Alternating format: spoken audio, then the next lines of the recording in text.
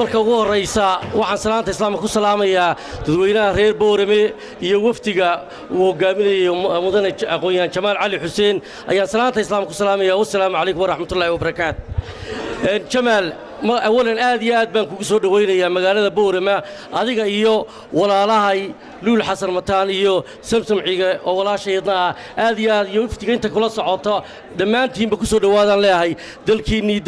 مقالة دي نيبة دمانتين وضدش طليبانا أبي يسر با ودمانتين با عبدي ما هالكاكار كيوضا أبتعضو تاي سو ما تقرن آد عبدي فرح وضا أبتو تاي مركا آد بان كوسو دوي وضد كاكي كوسو دوي مرلباتك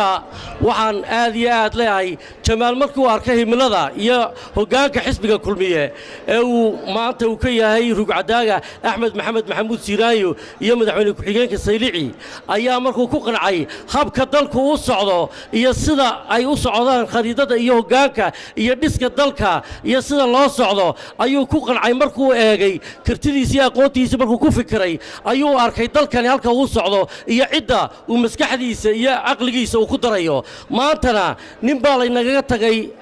fitraana oo nin rugcadaaya oo dalkan dhismihiisii bilowgiisii ilaa maanta ku jira waa kuma waa mudane Muuse Biixi Cabdi oo musharaxa madaxweynaha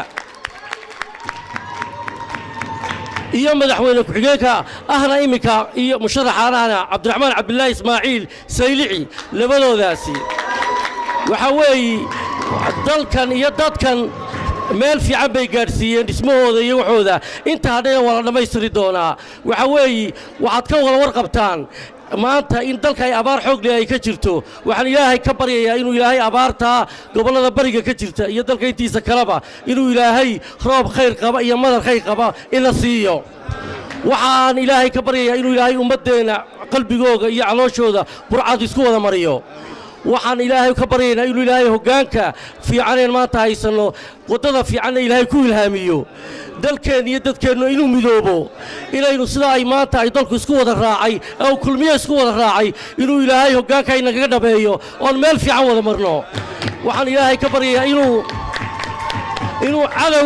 cadawga jamhuuriyadda Soomaaliland inuu ilaahay jabiyo Boorama waxay ka shaqaysay midnimada Soomaaliland iyo dalka intiisa kaleba inuu reer awdal siday awalba uga shaqaynayeen midnimada Soomaaliland ay maanta uga shaqeeyaan oo isku garab taagaan xisbiga dalka dhisaya aad iyo aad baan ku mahadnay dadweynaha maanta soo dhaweeyay ee 8 diyaaroodnimo ilaa 2 duhurnimo iminka maanta taagan aad iyo aad baan ku mahadnaqayaa Jamaal mar labaad iyo mar saddexaadba ku soo dhaw magaalada iyo dadka Boorama aad iyo aad baan ugu mahadnaqayaa waxaan mahadnaq gaar ah halkan uga dirayaa wasiir dawladda gaashaandhigga wasiir ku-xigeenka warfaafinta